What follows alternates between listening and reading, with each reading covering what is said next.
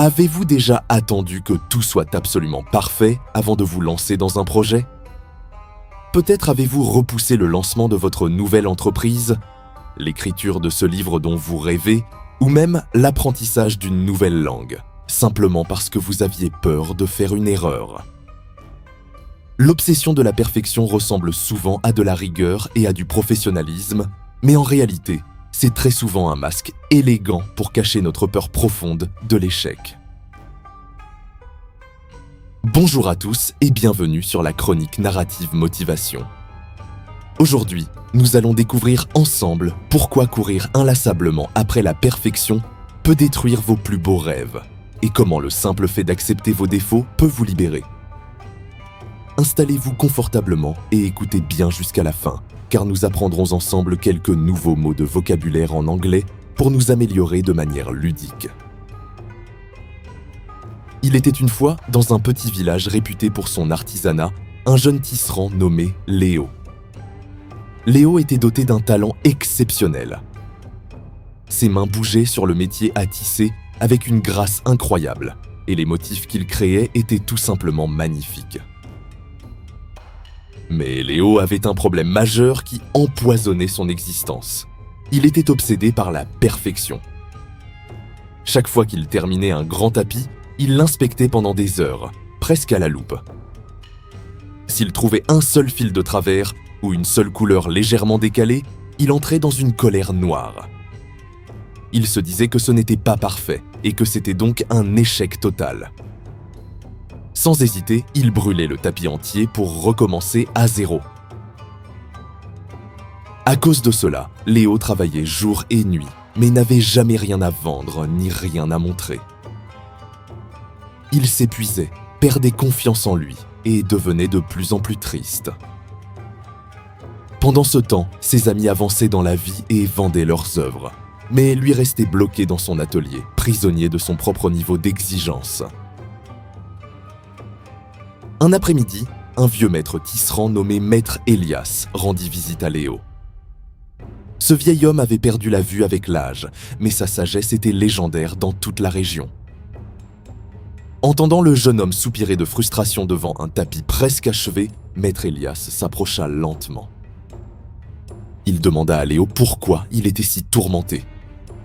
Léo, au bord des larmes, lui avoua qu'il n'arrivait jamais à atteindre la perfection absolue et que ses moindres erreurs le dégoûtaient de son propre travail. Le vieux maître sourit doucement, passa ses mains usées sur le tissu que Léo venait de faire et lui demanda de le suivre à l'extérieur. Maître Elias emmena Léo dans la grande salle du village où était exposé le tapis le plus célèbre et le plus ancien de la région. C'était un chef-d'œuvre inestimable, admiré par des milliers de voyageurs depuis des décennies. Elias demanda à Léo de regarder très attentivement le coin inférieur droit du grand tapis et de lui décrire ce qu'il y voyait. En s'approchant, Léo fut choqué. Il remarqua qu'un fil rouge flamboyant avait été tissé à la place d'un fil bleu, créant une asymétrie évidente dans le motif. Léo s'écria avec surprise qu'il y avait une erreur flagrante et que ce grand chef-d'œuvre était imparfait. Maître Elias hocha la tête avec un sourire paisible. Il expliqua à Léo que cette erreur n'était pas du tout un accident. Les grands maîtres tisserands d'autrefois laissaient toujours volontairement un petit défaut dans leurs œuvres. Ils croyaient que seule la nature pouvait être absolument parfaite. Ce petit défaut, cette petite faille intentionnelle, c'est exactement ce qui donnait une âme au tapis. C'est ce qui le rendait authentique, unique et profondément humain. Maître Elias posa une main bienveillante sur l'épaule de Léo et lui expliqua que la perfection est une illusion qui nous paralyse. Quand on cherche à tout faire sans la moindre erreur, on finit par ne rien créer du tout. Les erreurs ne sont pas des échecs. Ce sont les preuves tangibles que l'on essaie, que l'on apprend et que l'on grandit à chaque étape. Il lui murmura que le progrès vaudra toujours infiniment mieux que la perfection. Léo comprit alors qu'il avait perdu des années à chasser une illusion.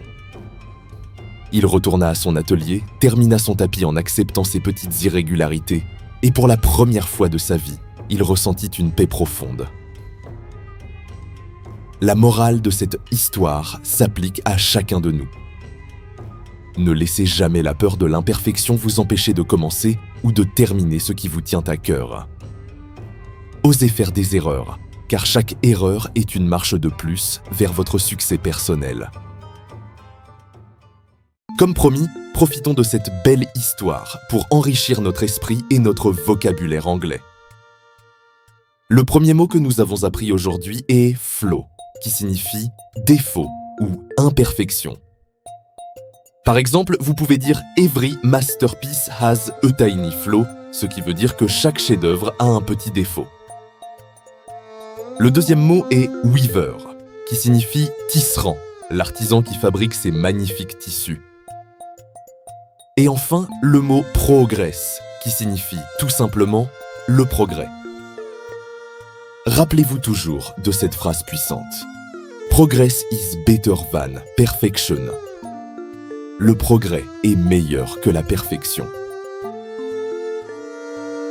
Si cette histoire a résonné en vous et vous a aidé à voir vos propres imperfections sous un nouveau jour, je vous invite chaleureusement à aimer cette vidéo et à la partager avec un ami ou un membre de votre famille qui a peut-être besoin d'entendre ce message réconfortant aujourd'hui. Laissez-moi un commentaire ci-dessous pour me dire quel projet vous allez enfin oser lancer en acceptant vos petits défauts. Je lis absolument tout. N'oubliez pas de vous abonner à la chaîne pour ne rater aucune de nos prochaines leçons de vie. Merci du fond du cœur d'avoir passé ce moment précieux avec moi. Soyez patient, soyez reconnaissant et continuez d'avancer dans la vie. À très bientôt pour une nouvelle histoire.